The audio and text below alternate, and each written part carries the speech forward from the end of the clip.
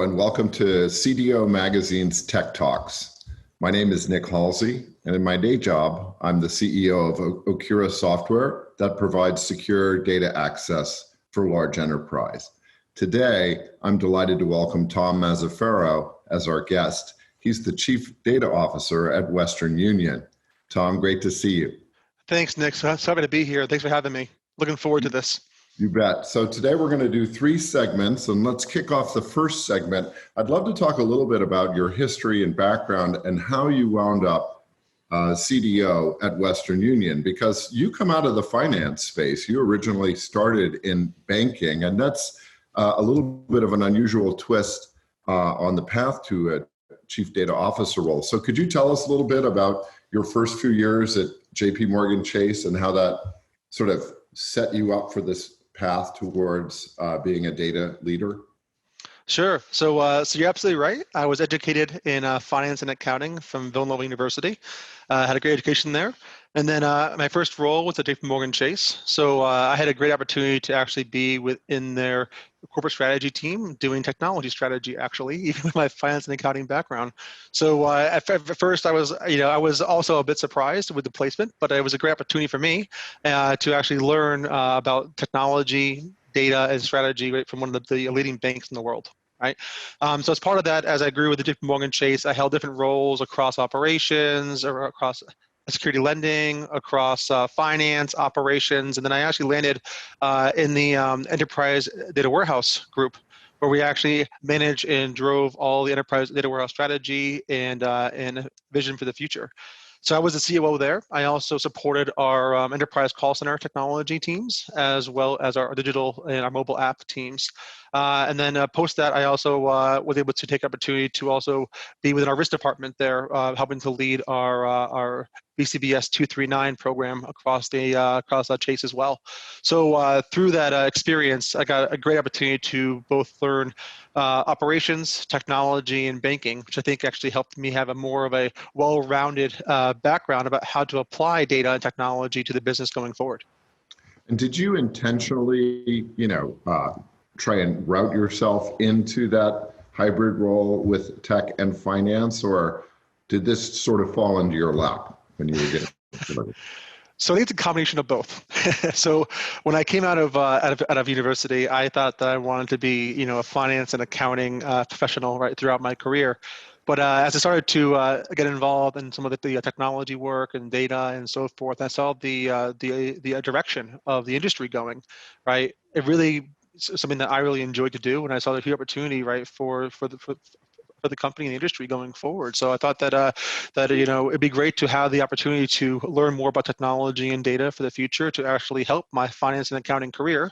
But then as I got into it, I actually enjoyed it more than my finance and accounting background. So I actually started to change my overall track at JP Morgan Chase and went more down the IT route. But I had that overall domain background, right, of banking, finance, and accounting that actually helped me be able to basically pull the two different worlds together. And you wound up being the executive director for credit risks for almost a year and a half. What was that perceived purely as sort of a defensive strategy to make sure the bank was protected against credit risk and fraud? Or were you also trying to build products to monetize in that area? So within the credit risk division, we actually were doing quite a few things. So number one is at that point in time, the Basel Committee on Banking Supervision came out with their credit risk reporting criteria, where you had to have full lineage, full data quality, and full governance, right, around the data that's being used for your board-level reporting, your CRO-level reporting, and your executive reporting to manage the business. So as part of that is a big shift to how do we make sure that we have this under control and we provide the right kind of solutions going forward. So that's why they asked me to actually take on that role as part of the actual company to help to basically drive that, right, from a technology, from an overall risk standpoint going forward.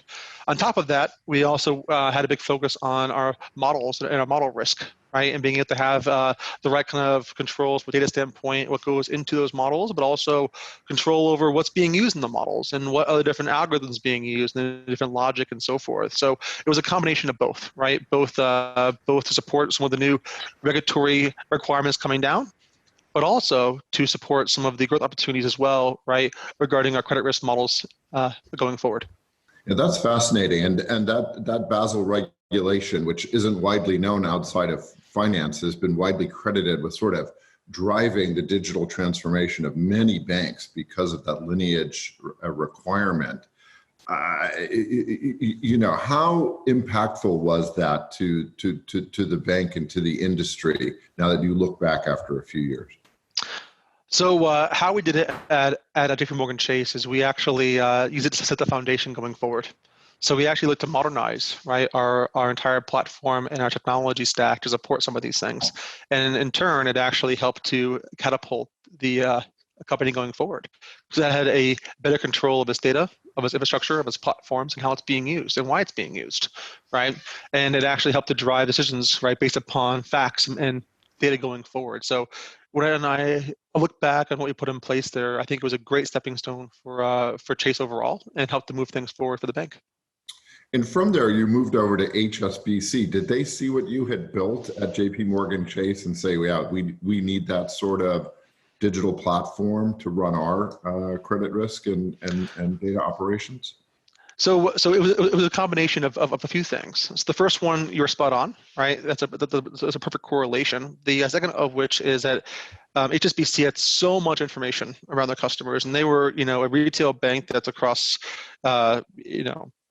30 plus countries across the world, right, with 30 million customers, right? So they had so much information and so many products. How can they best use that information, that data, basically service those customers going forward, right? So a part of that move over to HSBC, from my standpoint, was kind of to do two things.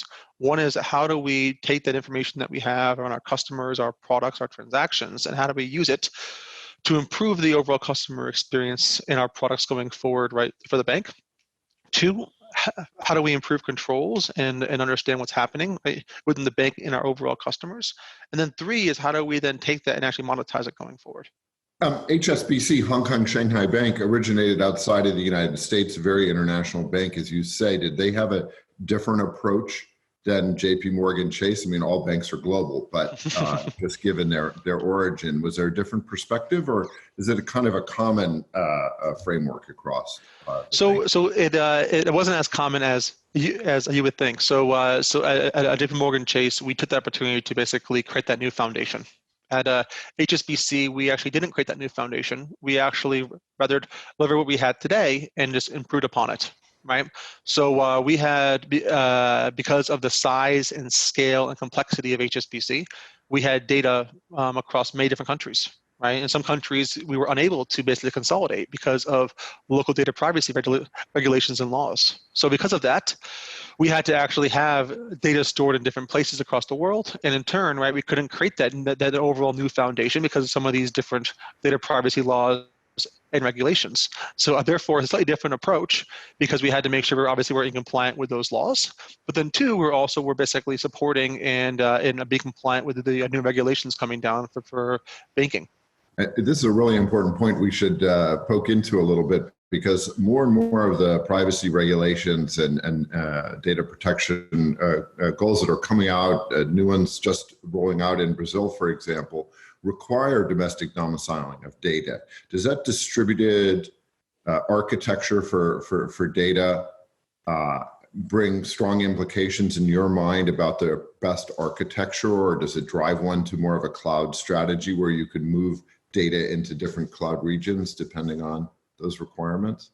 So it's a combination of both.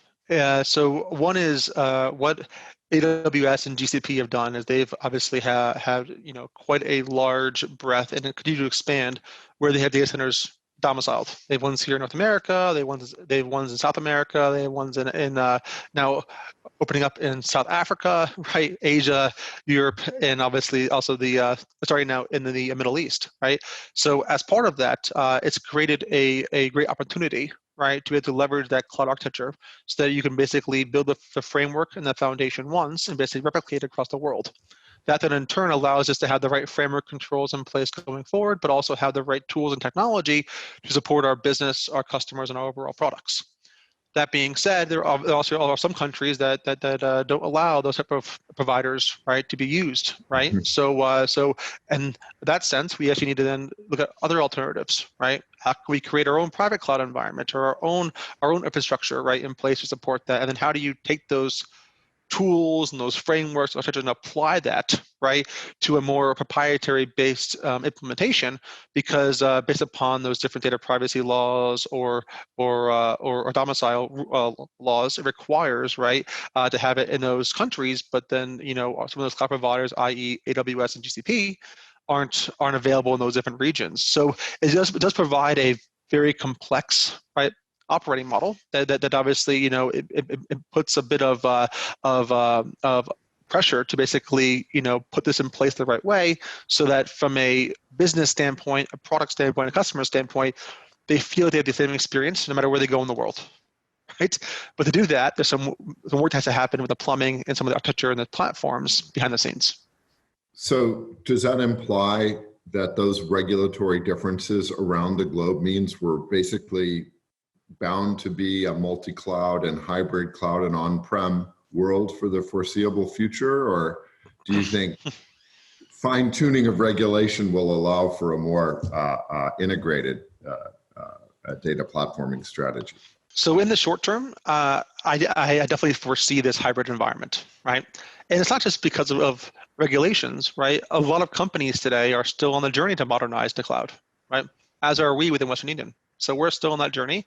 So for the next 1 to 3 years, I see that continuing on, right? Where the companies that are global, right, that do operate across multiple different countries, are going to have to basically live in this hybrid environment due to some of these data domain, data domicile regulations, right? Which then, makes some of the back-end systems, some of the back-end architecture, right, a bit more complex. But in turn, it's really crucial to make sure that you have the right processes and the right standards, as well as the right experience to your customers and products going forward.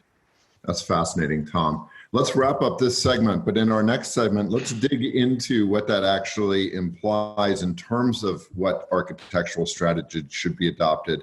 And perhaps you can share a little bit of how you're doing that at Western Union. That sounds great. Wonderful. Well, thanks everyone. And hope you'll come back and join us for segment 2 of the CDO Magazine Tech Talks.